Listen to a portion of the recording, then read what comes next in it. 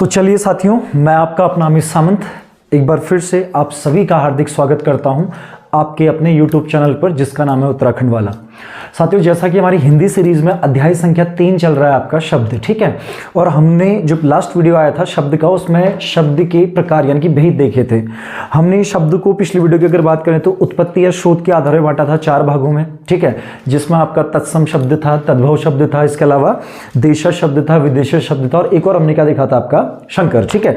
उसका जो दूसरा व्युत्पत्ति या बनावट के आधार पर हमने देखे थे कि शब्द 3 प्रकार के होते हैं, रूढ़ शब्द या मूल शब्द, दूसरा आपका यौगिक शब्द और तीसरा योगरूढ़ शब्द। और तीसरा जो हमने देखा था रूप परिवर्तन के आधार पर शब्द 2 प्रकार के होते हैं, एक विकारी और दूसरे अविकारी। अगर विकारी की बात करें तो ये 4 प्रकार के हैं, संज्ञा, सर्वनाम, क्रिया और विशेषण। अगर अविकारी की बात करें तो ये 4 प्रकार के हैं। क्या क्या रहेगा आपका? क्रिया विशेषण अव्यय, संबंध बोधक अव्यय, समुच्चय बोधक अव्यय और विस्मयादि बोधक अव्यय, ठीक है। तो आज इस सीरीज का पार्ट नंबर 2 आया है, और अगर आपने इसका पार्ट 1 नहीं देखा है तो पहले पार्ट 1 देखिएगा, ठीक है। पार्ट 1 को देख के आप लोग को जो बेसिक चीजें वो समझ में आ जाएंगी। तो हम क्या करेंगे कि पार्ट 1 का जो लिंक है वो आपके डिस्क्रिप्शन बॉक्स में डाल देंगे, आप वहां से पहले पार्ट 1 देख लीजिएगा। चलिए, तो आज शब्द शुरू करते हैं, और सबसे पहले हम जो चौथा वर्गीकरण है शब्दों का, किसके आधार पर?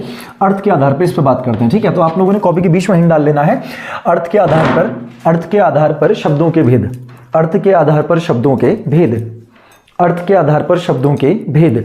और ब्रैकेट में लिखिएगा मुख्यतः 6। ब्रैकेट में लिखना आप लोगों ने क्या, मुख्यतः कितने होते हैं? 6 होते हैं, ठीक है। हम यहाँ 8 भागों में बांट रखा है, लेकिन आपने मुख्यतः क्या लिखना है? 6। तो जो अर्थ के आधार पर पहला होता है आपका एकार्थी शब्द, ठीक है, जिसका एक ही अर्थ होगा। दूसरा होता है आपका अनेकार्थी शब्द, जिसके अनेक अर्थ निकलते हैं। तीसरा आपका समानार्थी या पर्यायवाची शब्द, तीसरा क्या है? समानार्थी या पर्यायवाची शब्द।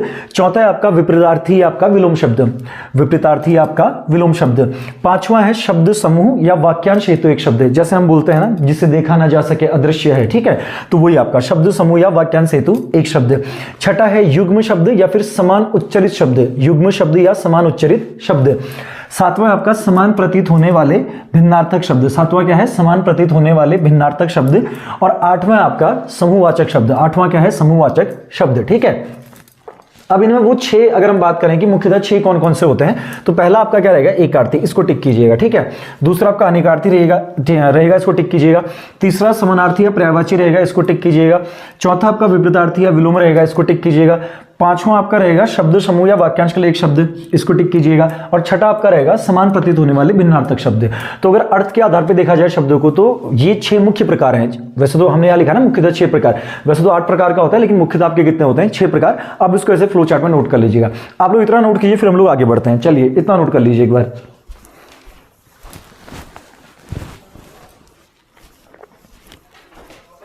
चलिए साथियों, आप लोगों ने यहां तक नोट कर लिया होगा, ठीक है। इसको नोट कर लीजिएगा, फिर आगे बढ़ते हैं।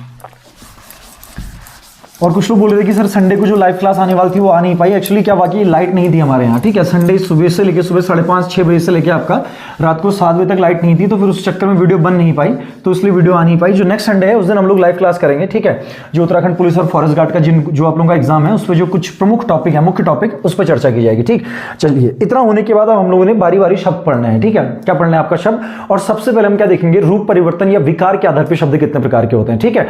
तो अभी मतलब एक एक करके जितने भी हमने भागों में बांटा, इन सब भागों को पढ़ना है। तो आप लोग एक काम कीजिएगा, 1-2 लाइन छोड़िएगा और कॉपी के बीच में डालिएगा, या कॉपी के बीच में डालिएगा रूप परिवर्तन या विकार के आधार पर शब्द। कॉपी के बीच में डालिएगा रूप परिवर्तन या विकार के आधार पर शब्द, रूप परिवर्तन या विकार के आधार पर शब्द, रूप परिवर्तन या विकार के आधार पर क्या? शब्द, विकार के आधार पर शब्द, ठीक है। और इसको आप लोगों ने बांट लेना 2 भागों में। कितने भागों में बांट लेना? वो 2 भागों में, ठीक है। इसको बांटिएगा 2 भागों में। पहले वाले के नीचे लिखिएगा विकारी शब्द, पहले वाले के नीचे क्या लिखना आपने? विकारी शब्द, विकारी शब्द।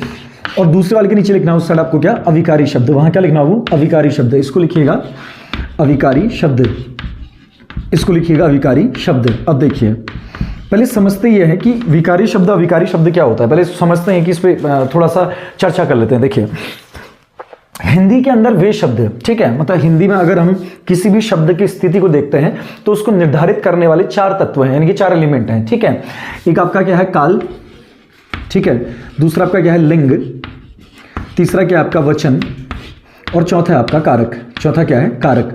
यानी कि ये 4 चीजें हैं जो तय करती हैं कि किसी भी वाक्य में किसी शब्द की स्थिति क्या रहेगी। ठीक है, काल यानी कि टेंस, किसकी बात की जा रही है, समय की। किसकी बात करेगा, समय। लिंग यानी कि पुल्लिंग स्त्रीलिंग, ठीक है, जो निर्धारित करेगा, जो स्त्री जाति का प्रतिनिधित्व करेगा उसको स्त्रीलिंग कहेंगे, जो पुरुष जाति का करेगा उसको पुल्लिंग बोलेंगे। ठीक है, अच्छा, वचन यानी कि उसकी स्थिति क्या, मतलब एक है या 2 है। देखिए हिंदी में बहुवचन नहीं होता बाबू, क्या नहीं होता, सॉरी माफ कीजिएगा, हिंदी में द्विवचन नहीं होता, क्या होता है, एक वचन और आपका क्या, बहुवचन। अगर संस्कृत की बात करें तो संस्कृत में 3 कंडीशन यानी कि 3 वचन पाए जाते हैं। क्या क्या आपका, एक वचन, द्विवचन और बहुवचन। ठीक है, लेकिन हिंदी में केवल एक वचन और बहुवचन मिलता है। और अगर वहीं लिंग की बात करें तो हिंदी में आपको केवल पुल्लिंग और स्त्रीलिंग देखने को मिलेगा, हिंदी में नपुंसक लिंग नहीं होता। संस्कृत में आपको क्या मिलता है, पुल्लिंग, स्त्रीलिंग और नपुंसक लिंग तीनों मिलते हैं, जबकि हिंदी के अंदर आपको केवल क्या देखने को मिलेगा, स्त्रीलिंग और आपका क्या, पुल्लिंग, स्त्रीलिंग और पुल्लिंग। ठीक है, और कारक क्या होता है इस पे बाद में बात करेंगे। ठीक है, कारक में बाद में आएंगे। ठीक, अच्छा चलिए, मैंने एक वाक्य लिखा, मैंने लिखा मैं जाता हूं। मैंने क्या लिखा, मैं जाता हूं। ठीक है, चलिए अब चेक करते हैं। इस शब्द में जो मैं है ये सर्वनाम है। सर्वनाम किसको बोलते हैं, अभी आएंगे सर्वनाम पे। संज्ञा के स्थान पे, जैसे मैंने बोला अमित जाता है, तो अमित जाता है की जगह मैंने अमित की जगह क्या लिख दिया, आपका मैं लिख दिया। यानी कि संज्ञा के स्थान पर जो शब्द बोले गए हिंदी में वो क्या कहलाए, आपके सर्वनाम कहलाए। अब अगर मैं जाता हूं की बात करें तो इसका काल बदल के देखते हैं। काल बनाया पास्ट यानी कि भूतकाल में भेजा, तो क्या बनेगा, मैं जाता था। क्या बनेगा, मैं जाता था, मैं जाता था। और अगर भविष्य बनाएंगे तो क्या बनेगा, मैं जाऊंगा। क्या बनेगा, मैं जाऊंगा। अगर इसी का भविष्य बनाएंगे तो क्या बनेगा आपका, मैं जाऊंगा। ये क्या बना आपका, मैं जाऊंगा। ठीक है, अर्थात जब हमने वर्तमान काल में देखा तो हमने क्या बोला, मैं जाता हूं। भूतकाल में मैं जाता था, भविष्य में मैं जाऊंगा। यानी कि जब हमने इसका काल बदला, जब हमने इस वाक्य में क्या बदला, काल बदला, तो वाक्य बदल गया। मैं जाता हूं, मैं जाता था, मैं जाऊंगा। अर्थात ये मैं बदल रहा है ना, कंडीशन क्या हो रहा है, आपका चेंज हो रहा है। ठीक है, ये आपका क्या हो रहा है, आपका बदल रहा है वाक्य में। तो इसका मतलब क्या है, ये मैं आपका कैसा शब्द है, विकारी। मैं ये बोलना चाह रहा हूं कि हिंदी के अंदर वे शब्द जो काल, लिंग, वचन या कारक के आधार पर बदल जाते हैं। किसके आधार पे, आपका काल, लिंग, वचन या कारक के आधार पे बदल जाते हैं, विकारी शब्द कहलाते हैं। एक और एग्जांपल से समझते हैं। देखिए जैसे तो काल के आधार पर बदला। अगर हम दूसरी बात करें आपका, जैसे मैं इसको किसके आधार पर बदलता हूं, आपका लिंग के आधार पे। तो मैंने बोला रवि खाता है। क्या लिखा, रवि खाता है। अब आप सभी को पता है कि रवि लड़का है, अर्थात क्या है, आपका पुल्लिंग है। ठीक है, अगर इसी की जगह स्त्रीलिंग यूज किया जाएगा तो क्या बनेगा, मैंने लिखा सीता खाती है। क्या बना, सीता खाती है। तो इसका मतलब क्या है कि जब रवि पुल्लिंग था तो क्रिया भी कैसी थी, आपका पुल्लिंग, खाता है। और जब कर्ता यानी कि किसी क्रिया को करने वाला आपका क्या कहलाता है, कर्ता कहलाता है। जब हमने क्रिया को क्या बना दिया, आपका स्त्रीलिंग, यानी कि जब ये सीता होगी तो क्रिया भी कैसा बन गई, स्त्रीलिंग। यानी कि जब हमने क्या बदला, लिंग, तो लिंग बदलने पे भी क्या हो गया, आपका बदल गया। अब अगर वचन बदलने की बात करें, जैसे वचन बदले, पहले एक वचन में लेते हैं। मैंने बोला मैं आता हूं। मैंने बोला मैं आता हूं, एक वचन है बाबू, सिंगुलर है ना, एक वचन है, तो क्या बोला, मैं आता हूं। अब इसी का अगर बहुवचन बनाए तो मैंने लिखा हम आते हैं। मैंने क्या लिखा, हम आते हैं। तो देखिए वाक्य बदला। ये क्या था, मैं आता हूं, यानी कि जब कर्ता एक वचन था तो क्रिया भी कैसी थी, एक वचन। और जब कर्ता क्या हो गया, बहुवचन, हम हो गया ना। जब कर्ता क्या हो गया, आपका बहुवचन, तो क्रिया भी क्या हो गई, आपका बहुवचन। और कारक के आधार पर कैसे चेंज होते हैं, इसको जानने के लिए हमने कारक तक पहुंचना पड़ेगा। ठीक है, फिर नहीं तो आप लोगों को खाली कंफ्यूजन हो जाएगा। इसलिए कारक के आधार पर कैसे बदलेंगे, उसको कारक में जाकर चेक करेंगे। ठीक है, तो इसका मतलब मैंने क्या बोला कि हिंदी के अंदर वे शब्द जो काल के आधार पे, वचन के आधार पे, लिंग के आधार पे और कारक के आधार पे बदल जाते हैं, वो क्या कहलाते हैं, आपके विकारी। और इसका उल्टा यानी कि इसका विपरीत, जो काल के आधार पे, लिंग के आधार पे, वचन के आधार पे और कारक के आधार पर नहीं बदलते हैं, क्या कहलाते हैं, आपके अविकारी। तो आप क्या करेंगे, इन दोनों के नीचे इनकी डेफिनेशन लिखेंगे। ठीक है, तो सबसे पहले हम लोग विकारी शब्द के नीचे लिखिएगा, यहां लिखिएगा पॉइंट, और इससे आगे नहीं जाइएगा, फिर वहां अविकारी के बारे में लिखेंगे। ठीक है, इतने में लिखिएगा नीचे को। चलिए विकारी के नीचे लिखिए, हिंदी के वे शब्द जो लिंग कॉमा वचन कॉमा काल तथा कारक, लिंग कॉमा वचन कॉमा काल तथा कारक के आधार पर, काल तथा कारक के आधार पर बदल जाते हैं, काल तथा कारक के आधार पर बदल जाते हैं, कॉमा कीजिएगा, विकारी शब्द कहलाते हैं। अब अविकारी शब्द की तरफ आके लिखिएगा। लिखिए, हिंदी के वे शब्द जो काल कॉमा लिंग कॉमा वचन तथा कारक के आधार पर नहीं बदलते,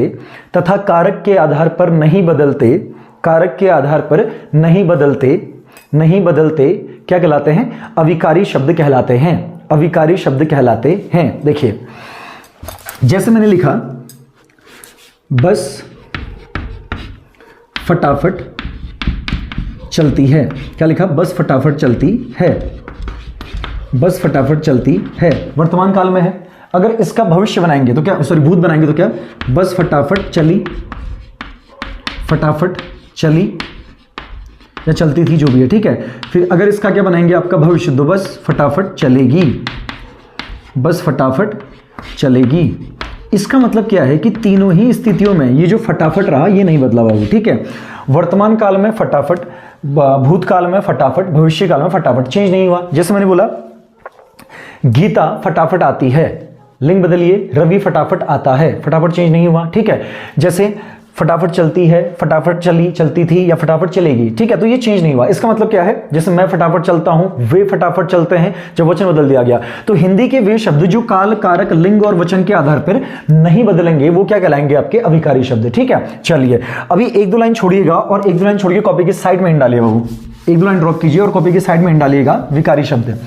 एक दो लाइन छोड़िए और साइड में डालिए, एक दो लाइन छोड़ के विकारी शब्द साइड में डालिएगा, क्या? विकारी शब्द, विकारी शब्द। और विकारी शब्द लिख के इसके आगे डैश करके लिखिएगा, डेफिनेशन हम लोग ऊपर लिख लिए, ठीक है। विकारी शब्द लिख के डैश कीजिएगा, लिखिए, लिखिए हिंदी में विकारी शब्दों की संख्या 4 है, हिंदी में विकारी शब्दों की संख्या 4 है, हिंदी में विकारी शब्दों की संख्या 4 है, डैश कीजिएगा, इसके नीचे आके लिखिए। नंबर 1 लिखिए संज्ञा, पहला लिखिए क्या? संज्ञा। नंबर 2 लिखिए सर्वनाम, दूसरा क्या लिखना बाबू? सर्वनाम। तीसरा लिखिएगा क्रिया, तीसरा विशेषण, तीसरा लिख लीजिए, विशेषण लिख लीजिए, तीसरा लिखिएगा विशेषण और चौथा लिखिएगा क्रिया विशेषण। चौथा लिखिएगा क्या? सॉरी, चौथा लिखिएगा संज्ञा, सर्वनाम, विशेषण, क्रिया, चौथा लिखिएगा आपका क्रिया, चौथा क्या लिखिएगा? क्रिया, ठीक है। तो हिंदी में जो विकारी शब्द हैं वो 4 प्रकार के हैं, वो कौन कौन से हैं? संज्ञा है, सर्वनाम है, विशेषण है और क्रिया है। आप इतना लिख लीजिएगा, ठीक है। अभी हम 1 बाय 1 इसको पढ़ेंगे, ठीक है। इतना लिखने के बाद आप लोग एक दो लाइन छोड़ेंगे और कॉपी के साइड में हिंड डालेंगे संज्ञा और डैश कीजिएगा। एक दो लाइन छोड़िए और साइड में हिंड डालिएगा संज्ञा, साइड में डालिएगा क्या? संज्ञा, ठीक है। अब देखिए अगर संज्ञा की बात की जाए, साइड में हिंड डालना, वो क्या हिंड डालना है? संज्ञा, ठीक है। साइड में क्या हिंड डालिएगा? संज्ञा। अगर संज्ञा की बात की जाए कि संज्ञा क्या होती है, ठीक है, तो सबसे पहले अगर इसका विच्छेद करें, मतलब अगर इसको तोड़ा जाए तो संज्ञा का जो विच्छेद होगा वो होगा सम प्लस ज्ञात, ठीक है। सम प्लस ज्ञात, ये इसका क्या रहेगा? विच्छेद, यानी कि संज्ञा शब्द जो है वो ऐसे टूटेगा, किसमें टूटेगा? आपका सम प्लस ज्ञात। अब देखिए इस दुनिया में, इस पूरे विश्व में, ठीक है, कोई भी वस्तु, कोई भी प्राणी, कोई भी वस्तु, कोई भी प्राणी, यहां लिख लेते हैं, मैंने क्या लिखा?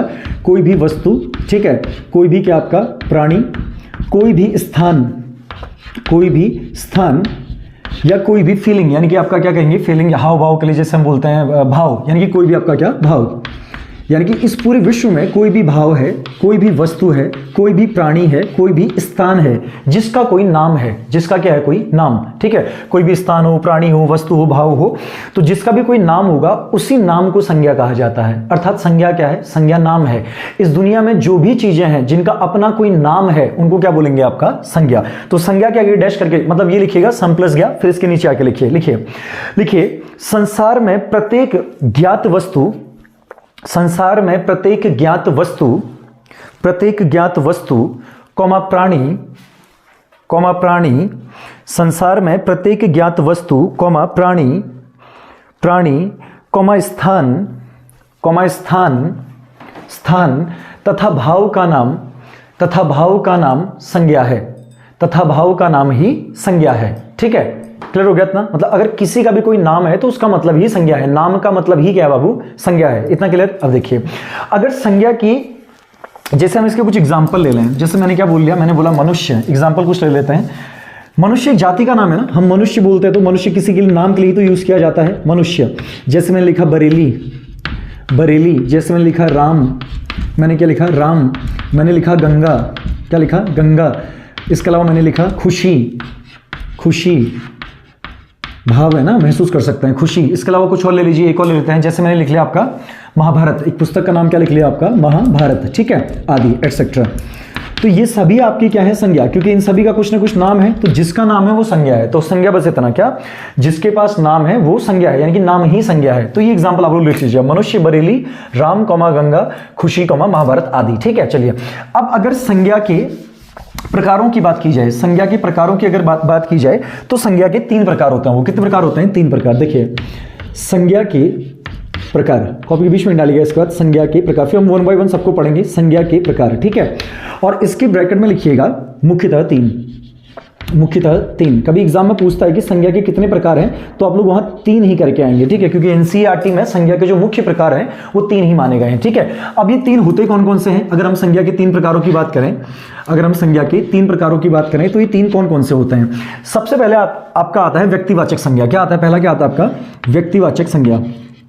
नंबर 1 आता है आपका व्यक्तिवाचक संज्ञा, व्यक्तिवाचक संज्ञा, ठीक है। नंबर 2 आपका आता है जातिवाचक संज्ञा। नंबर 2 क्या आता है बाबू? जातिवाचक संज्ञा, जातिवाचक संज्ञा, ठीक है। और नंबर 3 आपका आता है, नंबर 3 आता है भाववाचक संज्ञा। नंबर 3 क्या आता है आपका? भाववाचक संज्ञा, भाववाचक संज्ञा हो गया आपका क्या? तीसरा, ठीक है। तो संज्ञा के मूलतः 3 ही प्रकार होते हैं। कौन कौन सा? व्यक्तिवाचक, जातिवाचक और भाववाचक।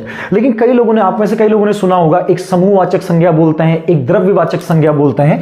तो वो संज्ञा की कोई अलग से पार्ट नहीं है, मतलब अलग से संज्ञा के भाग नहीं है, वो जातिवाचक संज्ञा के ही 2 भाग हैं। यानी कि जातिवाचक संज्ञा के फिर खुद में 2 भाग होते हैं, ठीक है।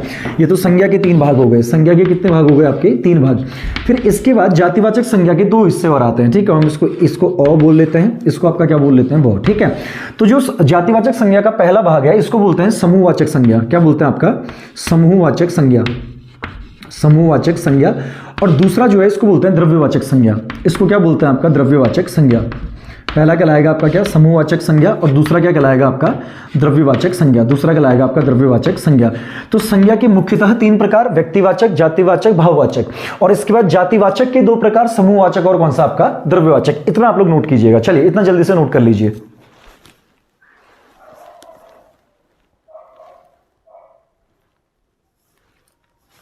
चलिए गाइस, इतना आप लोगों ने नोट कर लिया होगा, ठीक है। इसके बाद 1-2 लाइन छोड़िएगा और साइड में पहली इन डालिएगा। हम पहले वाले से स्टार्ट करेंगे आपका क्या? व्यक्तिवाचक संज्ञा, ठीक।